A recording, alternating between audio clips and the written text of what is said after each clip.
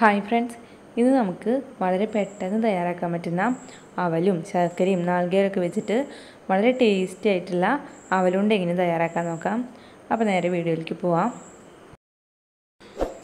ഇപ്പോൾ ഞാനിവിടെ 2 കപ്പ് അവലെടുത്തിട്ടുണ്ട്. ഇപ്പോൾ ഞാനിവിടെ ചുവന്ന അവലാണ് എടുത്തേക്കുന്നത്.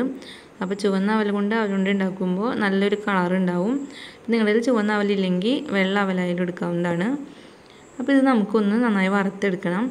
അപ്പോൾ അതിന് വേണ്ടി നമുക്കൊരു പാനിലേക്ക് ഈ അവലിട്ട് കൊടുക്കാം. അതിനുശേഷം ഒരു മീഡിയം ഫ്ലെയിമിൽ വെച്ചിട്ട് ഇത് നന്നായി ഇളക്കി കൊടുത്തുകൊണ്ടൊന്ന് വറുത്തെടുക്കാം.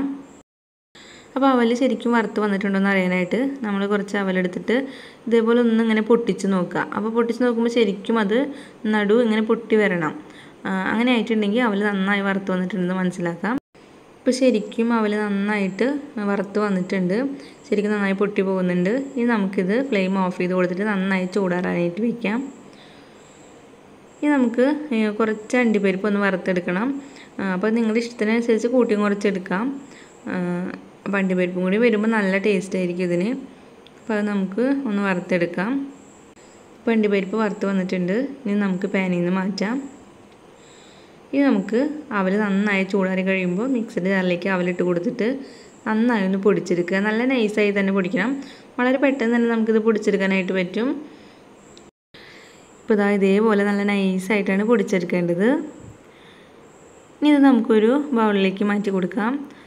അതിനുശേഷം ഇതേ മിക്സിയുടെ ജാറിൽ തന്നെ ചീകി എടുത്തിട്ടുള്ള ശർക്കര 1 കപ്പ് ഇട്ട് കൊടുക്കാം.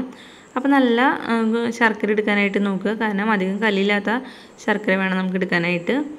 അപ്പോൾ അത് മിക്സർ ജാറിൽ ഇട്ട് കഴിഞ്ഞാൽ പിന്നെ 1 കപ്പ് നാളികേരം ചെറുകിയതും കൂടി ഇട്ട് കൊടുക്കുക. ഇനി ഇതിലേക്ക് നേരത്തെ ഫ്രൈ ചെയ്ത് വെച്ചിട്ടുള്ള അണ്ടിപ്പരിപ്പും കൂടി ഇട്ട് കൊടുക്കാം. അതിനുശേഷം ഒന്ന് കറക്കിയെടുക്കുക. ഒരുപാട് അരഞ്ഞു പോകേണ്ട ആവശ്യമില്ല, ഒന്ന് കറങ്ങി വന്നാൽ മതിയാവും. അപ്പോൾ നമുക്ക് ഇതേപോലെയാണ് ഇത് കിട്ടേണ്ടത്, ഒരുപാട് അരഞ്ഞു പോകരുത്.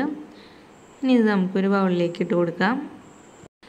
ഇതിലേക്ക് നമുക്ക് 1/2 ടേബിൾ സ്പൂൺ ഏലക്ക പൊടിച്ചത് ചേർത്ത് കൊടുക്കാം. അപ്പോൾ ഞാനിവിടെ ഏലക്കയും പഞ്ചസാരയും കൂടി പൊടിച്ചെടുത്തതാണ് 1/2 ടേബിൾ സ്പൂൺ ചേർത്ത് കൊടുക്കുന്നത്. ഇനി ഇതിലേക്ക് നമുക്ക് നേരത്തെ പൊടിച്ച് വെച്ചിട്ടുള്ള അവൽ കുറേശ്ശെ ഇട്ട് കൊടുത്തിട്ട് നന്നായി ഒന്ന് കുഴച്ചെടുക്കാം. അപ്പോൾ എല്ലാം കൂടി ഒരുമിച്ച് ഇട്ട് കൊടുക്കരുത്, കാരണം ഇത് നമുക്ക് ഉരുട്ടാൻ പറ്റുന്ന ഒരു പാകത്തിലാവുന്ന വരെയാണ് ഇട്ട് കൊടുക്കേണ്ട ആവശ്യമുള്ളൂ.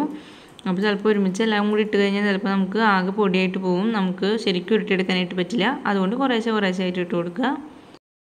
ഇപ്പോൾ ഞാനിവിടെ അവൽ പൊടിച്ചതെല്ലാം ചേർത്ത് കൊടുക്കുന്നുണ്ട്. അതിനുശേഷം നന്നായി കുഴച്ചെടുക്കുകയാണ്. നന്നായി കുഴച്ചെടുത്ത് കഴിഞ്ഞിട്ടുണ്ട്. ഇനി നമുക്കിത് ഉരുട്ടിയെടുക്കാം.